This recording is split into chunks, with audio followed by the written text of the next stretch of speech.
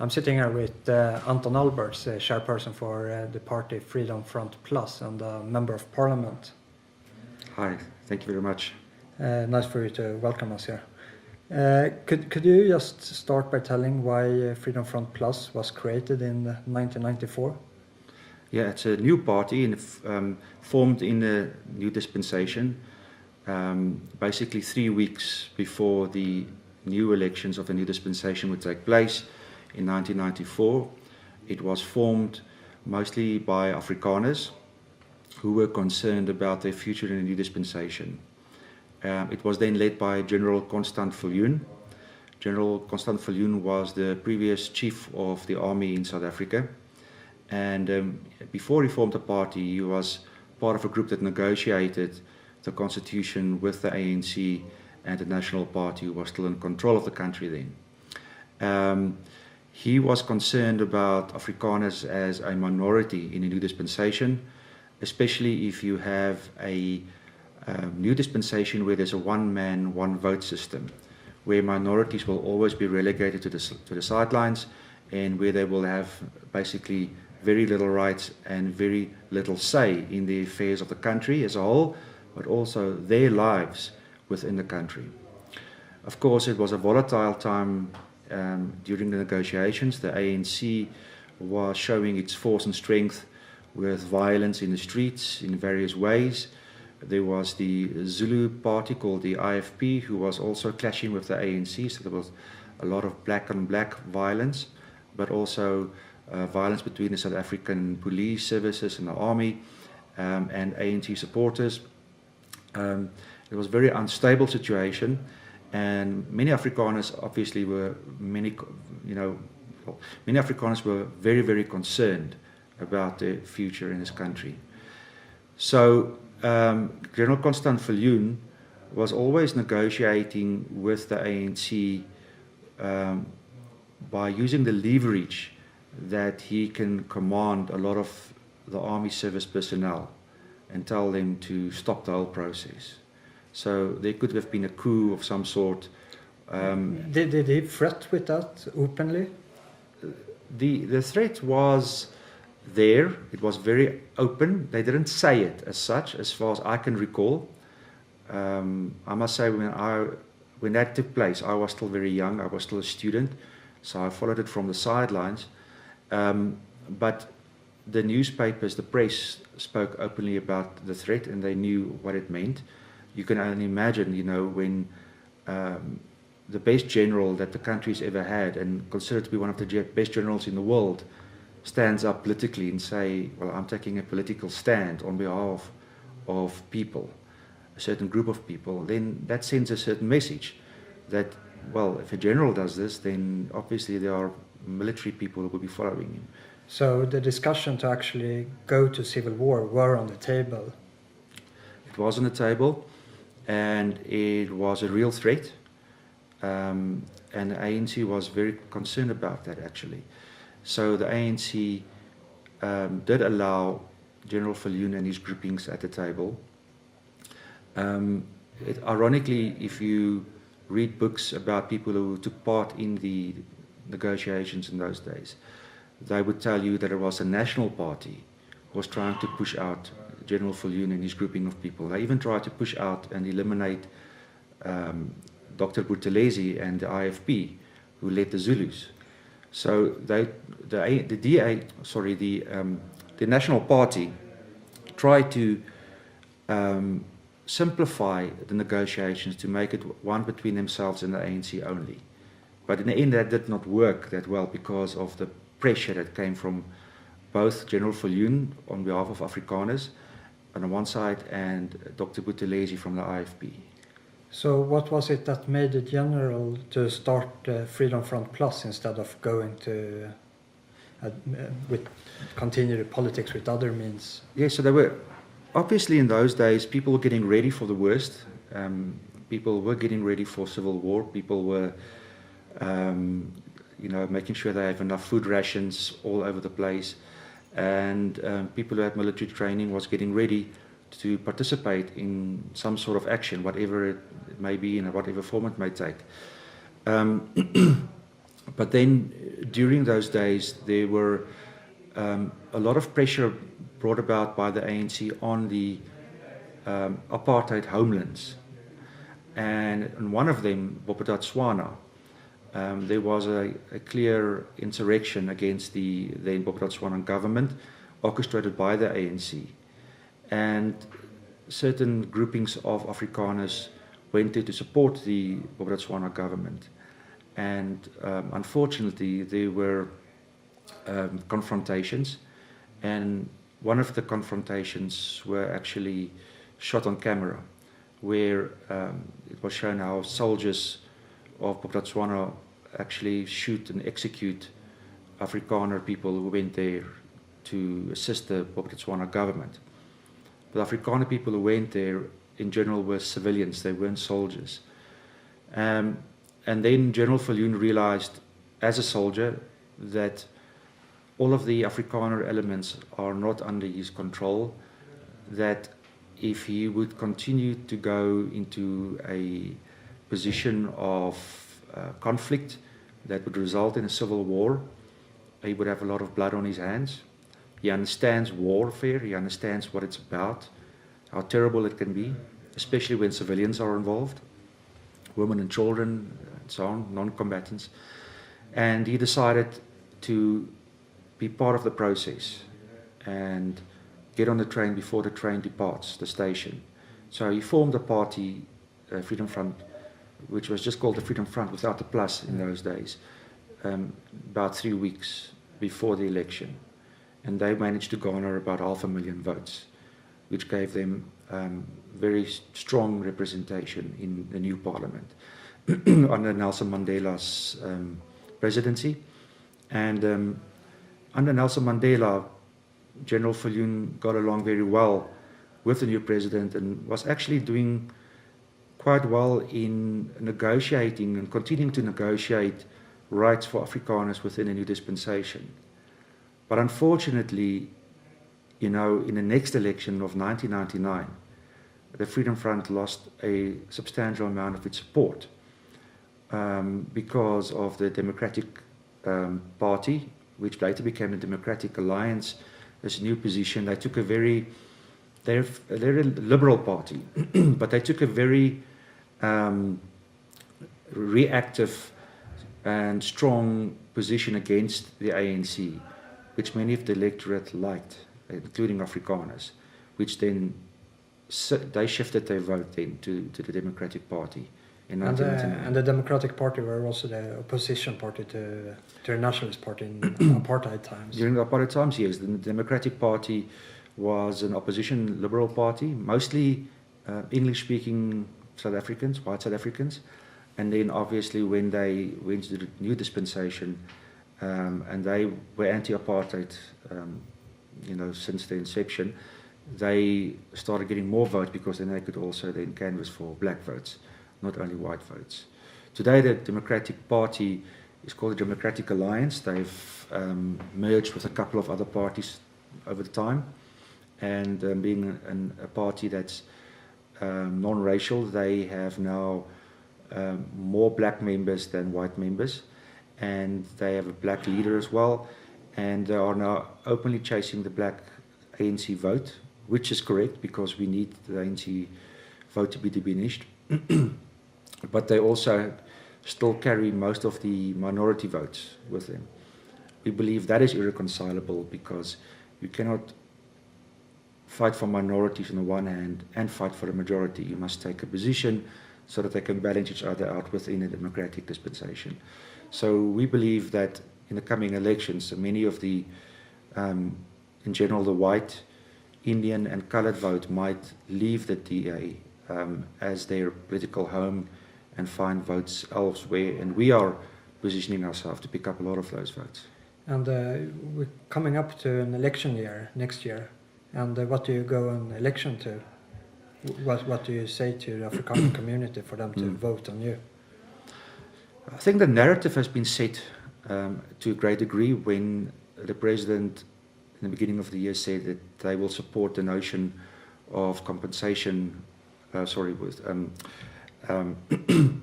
expropriation without compensation. which is a radical term. It's a communist idea. It's foreign to most minorities, especially Afrikaners. We are individualists. We come from Europe. We are democratic in nature. We are also capitalist in nature. We are free market oriented. So this notion goes completely against what we believe as a people. And we believe that will be the narrative that will set the tone for the next coming election in 2019. And we will react to that, of course, in our way, and we will make sure that our messaging is aligned with that, to tell people how we will support their positioning against this notion and this ideological drive. And what does that really mean? What does land expropriation without compensation mean in practical terms? Yes. What would happen if they were to impose this politics? Well, expropriation without compensation relates to Section 25 of our Constitution, which talks about property rights. People think about land when they think about property rights, but it's not only about land. The ANC talks about land mostly. They say the land must be returned to the people.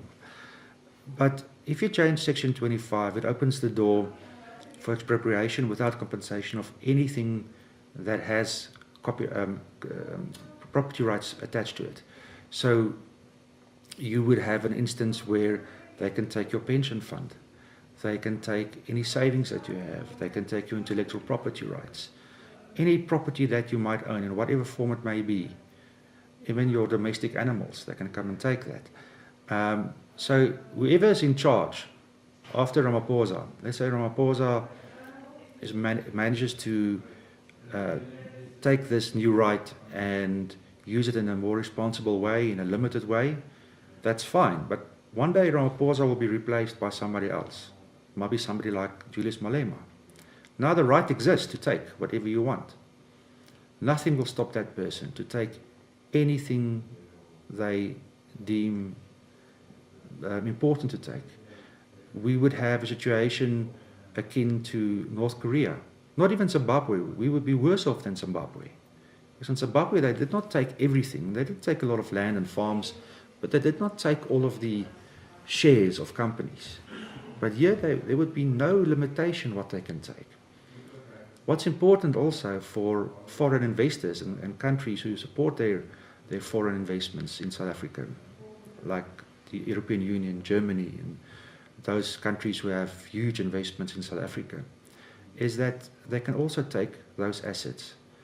The treaties that we have with those countries at the moment are running out. They are not being renewed, and there's a new act in place that would substitute those treaties. The act is called the Investment Protection Act. And basically it says in Section 10 that all property rights will be dealt with in accordance with Section 25 of the South African Constitution. So if they change the Section 25 clause in South African Constitution that says they can expropriate without compensation, it means that all foreign assets can be expropriated without compensation. Now, that goes against international law, of course, and perhaps Ramaphosa won't do that. He won't go as far. You know, he might be very limited in his application, as I said before. But just that the threat is there, how does that affect, say, the Afrikaner farmer? Is it possible for him to actually get a bank loan to invest in his own farm? Yeah. Can he dare to do it if he doesn't even know if he legally owns the farm? See, it changes the basis of our economics completely, because the whole economic system is based on private property. So, like you say, a bank would give you a loan based on the private property that you have as collateral, as security. So, if there's no security, if it belongs to government, how would a bank then go and give a farmer a loan? You can't do that. So with this reform, even if it's not being put in actual practical use, could one say that the Afrikaner community is slowly being strangled by the financial pressure from the system? Oh yes, I mean, we can talk a lot about that, about what's going on in South Africa at the moment underneath the surface. But just the notion, just introducing into the broad narrative the idea that there can be something like expropriation without compensation creates an environment that's not conducive to business, that will allow farmers to fail, that will give rise to a situation where banks are not willing to give money anymore, to risk that. At the moment, many businesses are now holding back money instead of investing money. So it constrains and constricts the whole economic environment, including farmers. Farmers are under various forms of pressure. You know, there's environmental pressures, droughts and so on, but then there's the human pressures coming from government. Government is expropriating property at the moment, but obviously with compensation as a process, but that destroys productive farms. And 98% of all farms that have been expropriated by government and given to black people have failed spectacularly. You can go to those farms. There's nothing going on. There's no life. So they've destroyed a lot of economic entities and contributors to our economy. What will this do to the political environment for Afrikaners? Well, what it does is that people who are not politically minded, regular people who are just farmers, they go on with their normal lives, they farm, they do not care about politics that much. They go and vote every election. Just before the election, they decide who they vote for. After the election, they go on and they continue with their farms. Those people are now being politicized because they have to make a choice. Because somebody's going to come and take their farm. At this stage, there are already people that's being incited to go to farms and take the farms illegally.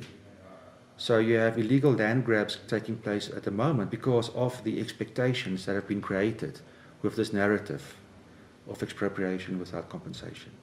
The situation that you are now in this country, do you see any resemblance to the civil unrest that were in the early 90s? And also the negotiation that took place in the early 90s by your former party leader.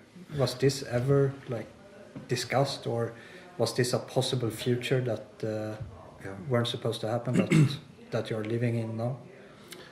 Very good question. That two questions actually that needs to be answered there. No, when they negotiated in '94, the National Party and the ANC had the idea that that settlement is the settlement between the two groupings, between white and black, and that will form the basis upon which we will go forward. If you're going to change that settlement, you're basically saying that settlement is not valid anymore. You're repudiating that settlement. And I said that in Parliament before to the President. I said, when you introduce this notion of expropriation without compensation, you actually repudiated the '94 settlement. You must realize how serious this is. And if you repudiate the settlement, then obviously all bets are off the table. Yeah, because that settlement was the single thing that prevented a civil war. Exactly. In '94. That was the settlement on which we found each other, and we said, okay, on this basis, we will tolerate each other, but we also will hopefully find friendship with each other, and then go forward as a society based on that. And that is now being brought into question. So it's a very, very serious matter. And the world must take note of this, because the whole world rooted for South Africa. They said there must be some negotiated solution to the whole apartheid conundrum between white and black. And we did manage to do that. It wasn't a perfect settlement. There's many things that we can say about it that's not perfect, right? But it's something to work from, and we can build from there. And now you take that and you take it off the table. What's left? There's nothing. There's a vacuum. What fills that vacuum? That is the question. Because the table has changed. Now the Afrikaner community is in opposition to the black majority, and during apartheid times it was the black majority that was in opposition. And the power balance, just in pure numbers, makes the tactics differs. Yes. You can't work in the same way that the ANC did in the 80s or 90s. No, we can't. Obviously, we're not people who go out on the streets and demonstrate in the same way that black communities do. We're starting to learn to do that, but we're not really geared for that, culturally geared for that, if I put it that way. So our tactics would be, and our strategy would have to be different, yes. And I have to say something important as well. It's easy to simplify South Africa's problems as black against white, or white against black. It's not that simple. There's many black people who choose our side as well because of the policies we believe in. They believe that the policies we believe in, our economic policies, will make South Africa work as a whole for everyone. Do you see that amongst black individuals, or do you see it amongst some certain black tribes? We do see it among individuals and tribes, and we're still finding each other, if I can put it that way. We do find there's a lot of outreach from the coloured community and the original Khoi and San, the First Peoples communities. Well, they're also very fragmented, but a lot of them are coming to talk to us because they've already chosen their sides. They say, if we have to fight, we fight on the side of the white people. And why is that? The reason for that is that we are culturally closer together.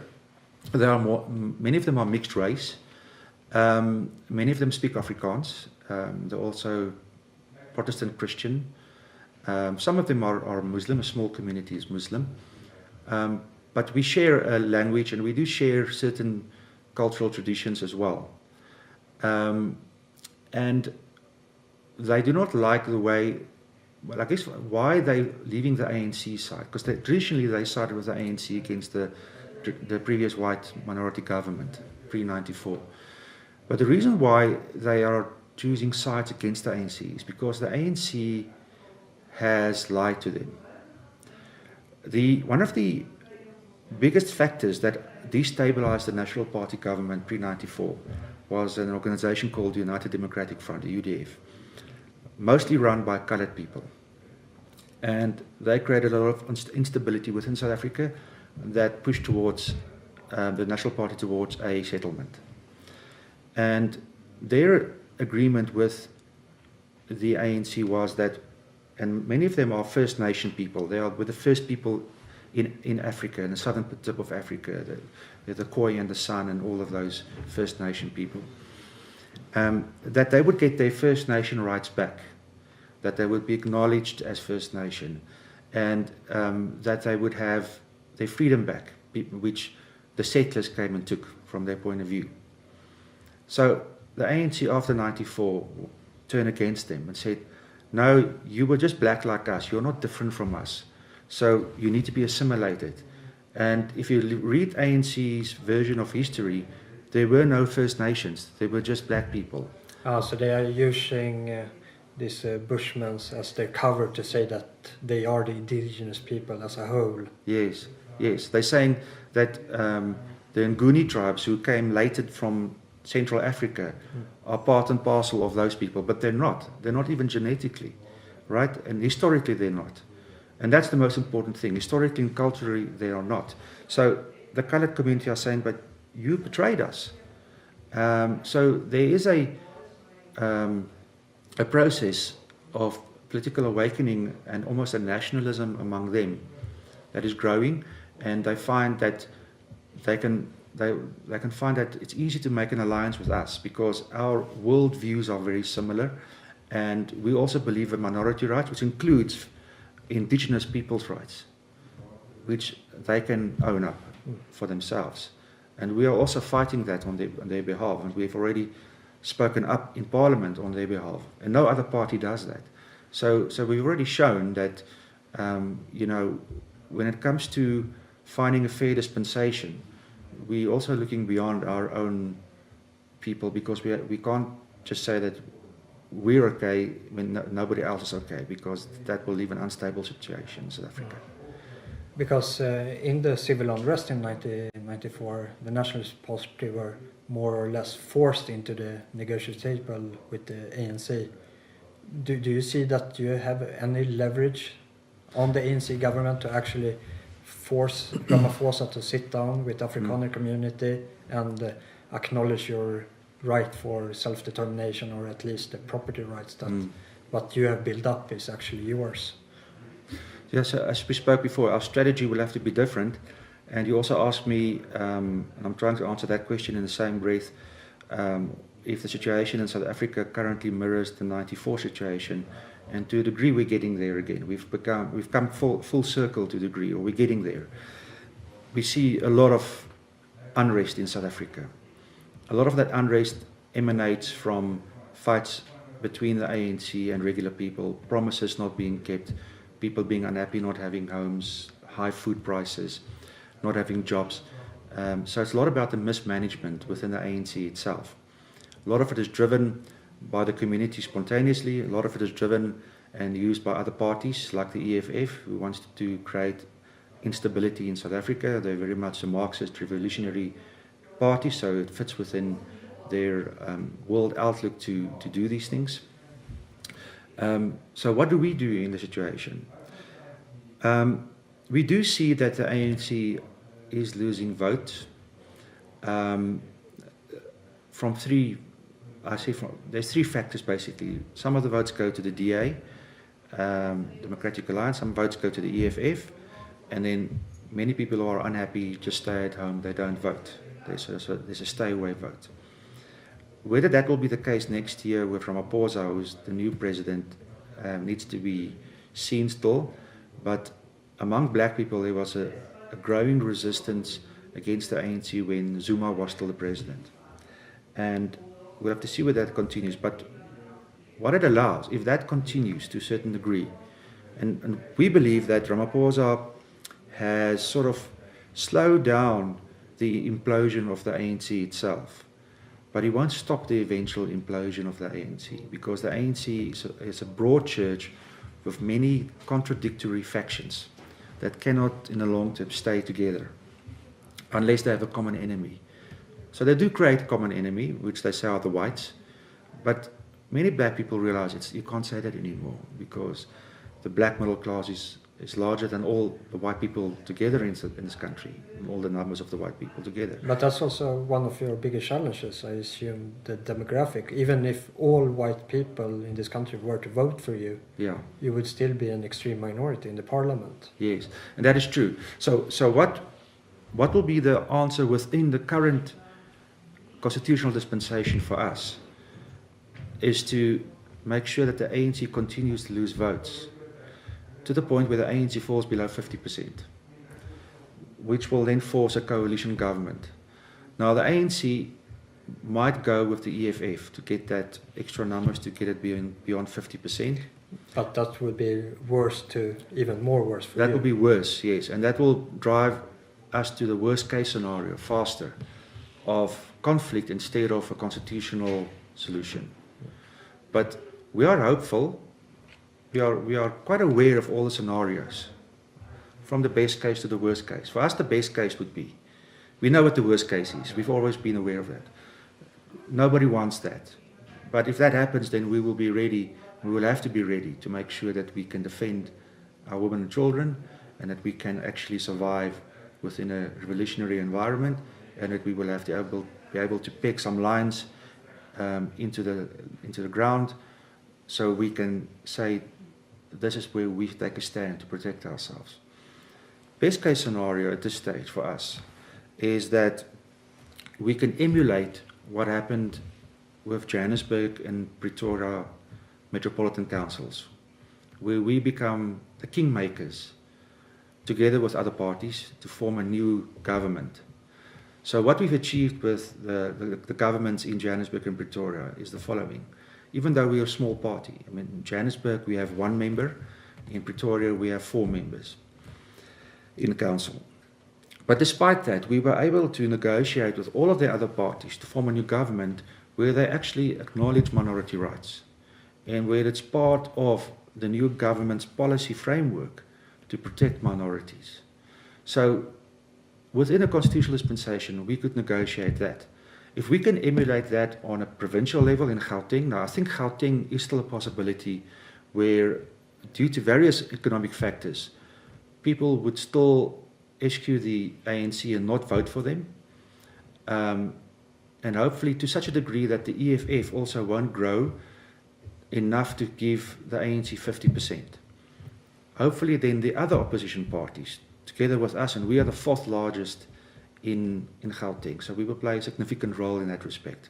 If we can grow then in Gauteng, we can form a coalition government with the Democratic Alliance and say maybe the IFP, who else might have enough votes, to form a new government in Gauteng on the same basis, where we say Afrikaners' rights must be protected, First Nations people's rights must be protected, other minorities must also be protected, and so on and so on. Because we're the only one who speak about minority rights. So when we speak about it, we speak about it for Afrikaners, but we also know there are other people who are worried about this. We have actually a lot of Jewish people joining our party from Johannesburg because they are concerned. There's only 50,000 left in South Africa, but they are very concerned about their future as Jews because the ANC has turned very anti-Semitic, supporting Palestinian causes only, and trying to force a situation where they actually will eventually impose sanctions from South Africa against the Israeli government. So we're not choosing sides against the Palestinians or the Israelis. It's a complex fight. We believe in a two-state solution, self-determination for both. But within South Africa, the Jewish people are saying, hang on, we feel very unsafe. Yeah. And the only party speaking about these things is the Freedom Front. So we're talking to them. So hopefully we can grow and protect these rights then in Gauteng. Yeah. And then in 2024, if the ANC implodes, like the implosion continues on a quicker path towards 2024 election, we can actually emulate the coalition government on a national level and then get minority rights into the system on that basis within a constitutional framework. That is the best scenario for South Africans, all South Africans, including minorities in South Africa. And to get like international recognition, because that was something that ANC had yes. quite early, even yes. in the 70s, the Swedish government supported them immensely. Yes. Do you get any recognition for your struggle within the international community? It's very important for us to know we have friends in other countries. When we went through isolation in the apartheid years, Afrikaners felt very alone in the world because the whole world was telling us that we are evil people, we are bad because we implement apartheid. And a few row countries supported us. We had Israel and we had Taiwan and so forth. But they were also considered pariahs in the world generally. So we created a mindset of isolation as a result, and we have always believed that we are alone in a fight for survival. And that was also the case post-apartheid in the beginning of those days, because of the Mandela euphoria and the hope of a new settlement that will work for everyone and so forth. But as the promise fades and the reality sets in over time, as you've seen now in your tour in South Africa, the world is realizing that something is wrong in South Africa and something is happening with the Afrikaners that's not right. That something is wrong. Something's amiss. It wasn't part of the deal in '94. What is transpiring now? And we're finding that we are getting more and more people from overseas who are becoming concerned about this.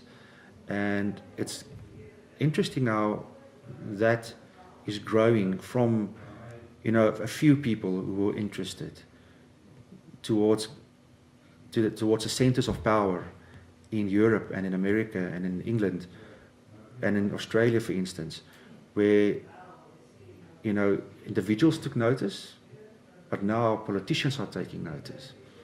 First opposition politicians, and now suddenly we find even governments are taking notice. So that's positive for us, because we do feel that, the '94 settlement was a settlement that the whole world hoped for, and the whole world rooted for that. You cannot just turn away and say, okay, we've done our job, now they must get on their own. I think the world, because the whole world was so focused on South Africa to fix the whole apartheid situation, that they must continue their moral obligation to make sure that South Africa does work. And if it does fall apart, to make sure that they help those who are left derelict, who are left on their own, like the Afrikaners who feel isolated, who have no government power, who have no access to the police or the army to protect them if things fall completely apart. We can protect ourselves to a degree, but we don't know how organized we are. We don't know, there's no central command. Yeah. You know, a lot of people are preparing individually. And or your in groups. emergence in this system have never put to a real test either. Yes, yes. So it's very important that the international community takes notice of what's going on. If we say that we believe in human rights, and as a party we base whatever we do on human rights, self-determination internally and externally are based on human rights. Minority rights is part of human rights discourse. So if the world says we stopped and we ended apartheid because of human rights, then they must also ensure that South Africa and all its people in it continues to work based on the human rights principle, and they must become involved, and they must put pressure on Ramaphosa and his government. Because the question is, you can still speak to Ramaphosa and you can still apply pressure, and I understand the ANC government because I'm a member of parliament. I understand the dynamics, that they are still amenable to pressure. They will fall back based on pressure. But you might have a new leader coming in after Ramaphosa that will be like Kim Il-jong, says, okay, now he's negotiating after Trump forced him, but he might have a leader like that. It says, I don't care. You can come in with your army, we will fight you, we will put the white people in their place, whatever that means. And that's the politician you might see maybe in Julius Malema. Julius Malema is an example of that type of politician. Whether it will be him remains to be seen. He's very clever because Malema is still ANC at heart. The DNA of the ANC is still inscribed in his heart. And even though he's now in opposition to the ANC, he's only in opposition because he believes the ANC has lost its moral compass. Yeah, because I think that's important to point out, that it was Malema that put forward this constitutional change. Yes. And that it was the ANC that voted for it. Yes, absolutely. It was an EFF motion in Parliament, and the ANC was confronted with it, and then they made some amendments to it, slight amendments, meaningless amendments, and then voted for it and supported it. So Malema's strategy has always been to dictate the national narrative, and he's been successful in doing that because he's putting pressure on the ANC, electoral pressure on the ANC.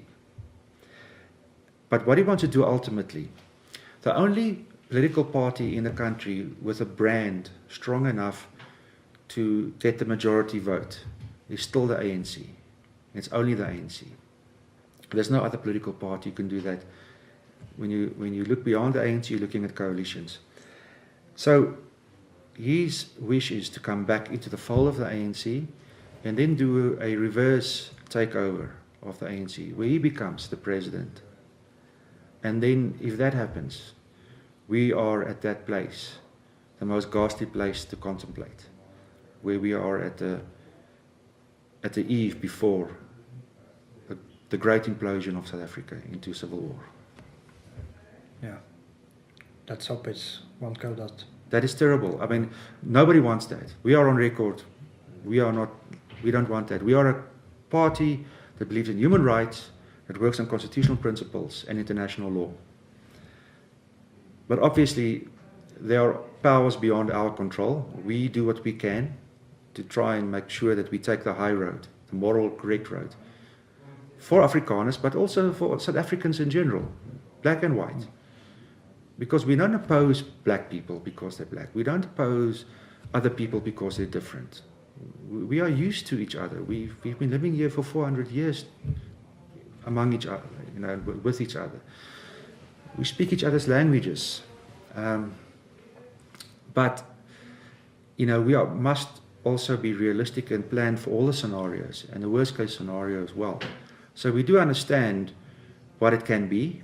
We do understand how it can lead to that point.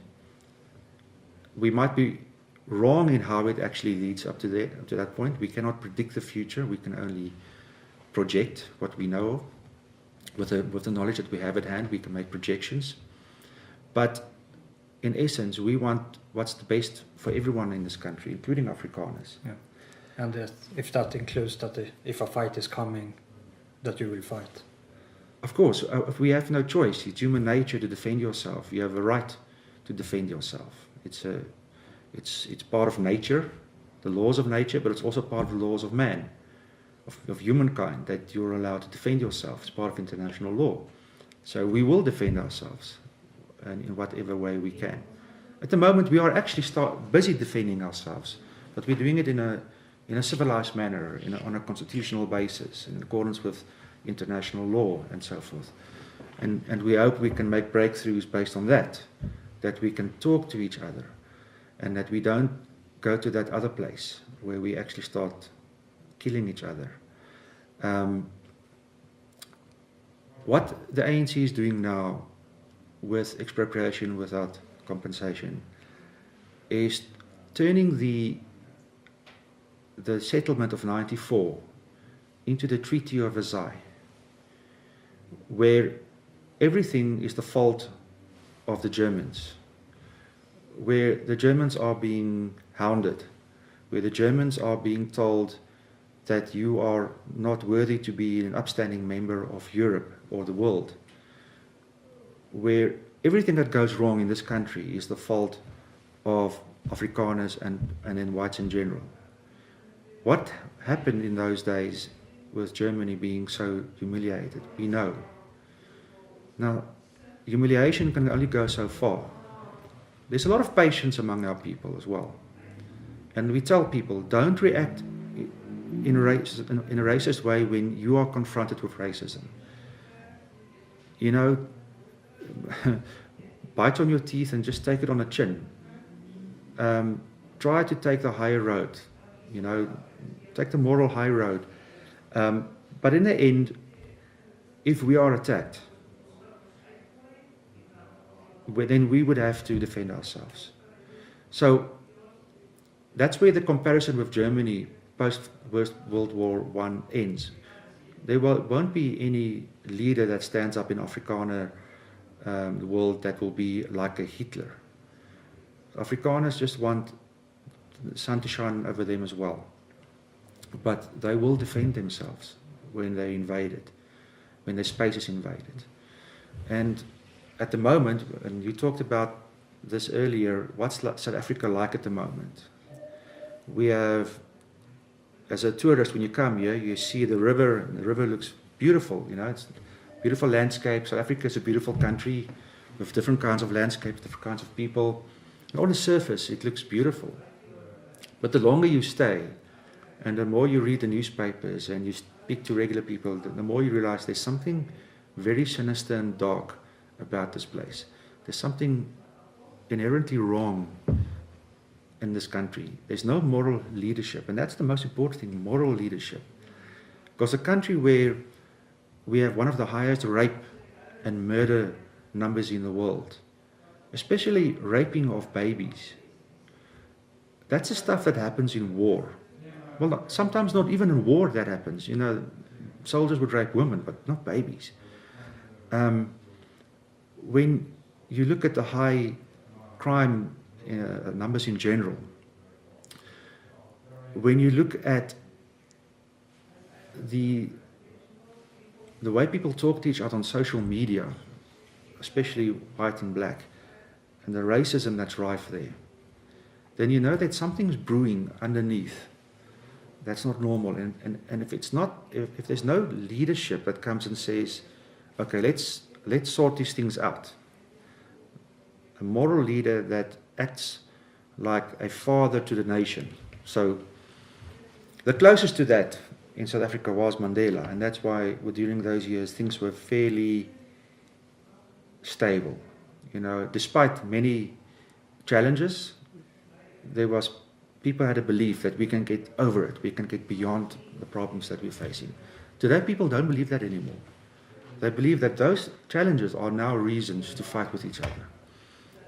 And if we don't solve that, then we will, despite the constitutional dispensation we have, devolve into something else. What that will be is difficult to say, but it can't be anything good if I look at what's happening right now. So, as a party in Parliament, what we try to do is we try to protect people's rights right now. We have short-term goals where we try to help people whose pension funds are under attack, where taxes are too high. We try to fight those things. We try to change government's mind on various things. Sometimes we succeed in making an argument because there are certain people in the ANC you can still speak to on a rational basis, and then you make breakthroughs. So it's not all doom and gloom. But we might get to a point where there's a new government that you cannot speak to anymore in Parliament, where it's almost a waste of time to go to Parliament. We hope that never happens. And eventually where even Parliament's relevance disappears, and then we devolve into a society where everyone's for himself. Yeah. You know, and that's the worst case scenario. We don't want that to happen. So we try from day to day to help our people survive the current South Africa, but we also try to build a vision of a place where they can actually live and survive within South Africa. Because many Afrikaners, most Afrikaners, and the research shows that,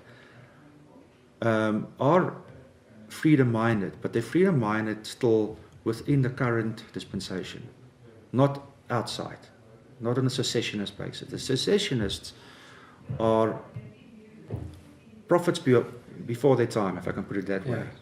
Because that will only come on a worst case scenario, or over time as we build it, on a slow evolutionary basis like Urania and all the other growth points.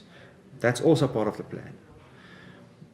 But in the here and the now, to be relevant as a political party, we focus on the issues of the day to make it so that people can understand that we do fight for them now. Because if you're too far ahead of your time, then you're a prophet that's not, if you know the old saying, that's not acknowledged or respected within your time and in your country. Only 2 generations down the line, people will go look back and they say, oh, yes, those people, they were far-sighted. Yeah. But it didn't help at that time because they were laughed at. You know, you're building Noah's Ark now. So what we're doing is, yes, we're building Noah's Ark because we know the rain might come. But while we're building the Ark, we're also looking at the community living outside the Ark. Because hopefully we never have to use the Ark. But if the worst comes, there must be something. Yeah. Thank you very much for having us here. It's a big pleasure, and thank you for coming here. I appreciate it.